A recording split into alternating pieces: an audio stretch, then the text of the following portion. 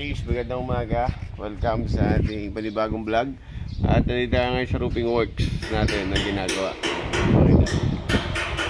Yan na, napag-trusses na tayo ngayon. Pwede nang bubungan at saka pwede nang lagyan ng mga dati. Siyempre. Ayan. Diba? Bubuhusan pa rin natin yan ng ano. Bubuhusan pa natin ng pinaka-biga yan. Lalagyan pa natin ng TV na biga papunta ron sa side na yun. Tapos, ayan, mapapansin nyo bakit may bakal po ng mga nakabalandra dyan sa unahan. Kasi magkakameron po tayo ng canopy or yung ano, yung katulad ng mga ganun, yung may parang design sa harap. Yun naman ang purpose nun para sa mga piyas na yan, para hindi pumasok agad yung ulan sa loob. Yan, pasok po tayo. Yan. Bali ginamit namin na patibay is tubular, pinaka-rafter. Tapos usually, yun naman talaga ginagamit para sa ano, sa pamakuan naman ay C-bar lanes. Ayan. 2x3 saka 2x4. 2x4 po yung pinaka-tubular, yung pinaka-rafter natin na kaporta sa ilalim para hindi siya lumundo. Tapos sa pinaka-pamakuan po natin ay 2x3 na C-bar lanes. Yan, hanggang dito po yung bubong na sinakop na natin yung CR. Ayan. Sinakop na natin yung CR dito sa area na to. Tapos magkakameron tayo ng extra dito na ano, na sanepa. Sanepa na in-flashing. Sorry. Ayan, paikot na yun. Tapos yan, makapagbusa sila ng lababo. Tapos tiles, sila naman ang gagawin dito eh. Itong lababo na to, tiles sa CR, kabit ng laboratory. Tapos itong itong pinaka tiles dito, pinaka area na to. Ito wala na to, assist, ito pa rin yun. Yan yung mangyayari, ito pa rin siya.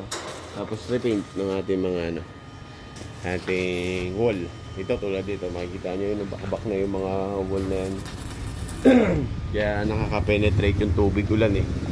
Kaya hindi nyo napapansin minsan sa loob ng bahay nyo nagmo-moist na or naglulumot sa loob. Yan ang cause nan, yan mga pitak-pitak na yan. Kaya ang pinaka-the best na gawin dyan, kutkutin lahat yan. Tapos pahiran ng waterproofing. At mga 2 patong na waterproofing, okay na yan. Para hindi na makapasok yung tubig ulan sa loob ng bahay nyo. Kasi sisip-sip po yan eh, na tubig yung mga wall natin. Kaya mas maganda meron kayong pang cover para hindi makapenetrate yung tubig. Yan, yun na pa yung pinaka-garage. Laki oh. Sobrang laki po yung naging space yung pinaka-garahe natin dito yung project.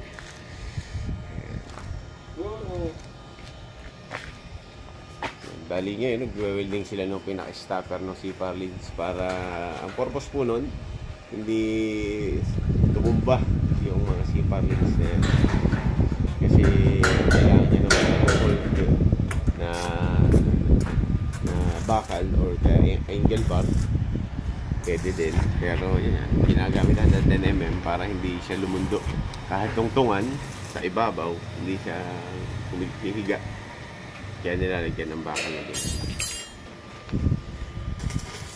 Okay. Alright partners, ito yun yung ating vlog ngayong umaga na to is yung about sa roofing works natin dito sa new project natin na bubong para sa garahe. Ayun, yun yung accomplishment po nila. Bali bubong na lang, ang bilis nga eh.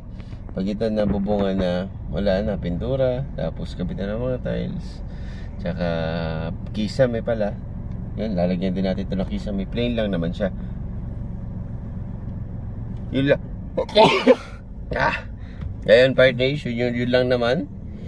Tapos doon sa harap pala magkakameron nga rin ng roofing doon sa harap sa mismong bahay. Kasi ang cost lagi ng kumbaga ang laging complaint ni client doon ay pag umulan, laging basa yung kanilang flooring sa harap.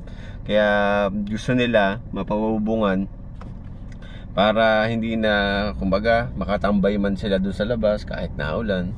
Tsaka para hindi masayang yung space. Yun lang ang request nila. Kaya yun, pububungan din natin yung harap na yan. Ayan, partners, yun lang naman yung update dito sa ating project na to, sa ating new project. At maraming salamat sa inyo, syempre. At syempre, salamat din sa Lord kasi marami tayong project ngayon. This coming year, this coming na 2024, excited pa ang team namin or team ko para sa mga new project na gagawin namin. Ngayon, nakakatuwa lang kasi na-hit yung target natin na maka 8 units tayo this year. At yun, nangyari naman. Sumobra pa nga tayo ng isa kasi naka 9 units tayo this year na ma-accomplish. Pero hindi pa naman talaga totally accomplishment yun, pero possible bago mag-end on 2023 na to is ma-accomplish ko yung 9 units na yun. Kasi may bago tayong project doon sa taas. Ang target ko noon, possible baka po bago magpasko. Ito na roofing project na to, mga ngayong September katapusan is tapos na rin to. Yung Liberisa apartment, target ko by end of October, tapos na rin ako doon. Kaya ayun, quite nice. Kaya this year na to, mahihit natin yung 9 units. Then meron na po tayo projection for 2024. Kaya ayun, excited kami, even yung mga tauhan. Kaya kayo partners, mag-excited din po kayo kung may mga question kayo regarding sa construction. Comment down below, tutulungan ko po kayo. Alright, hanggang dito muna. God bless.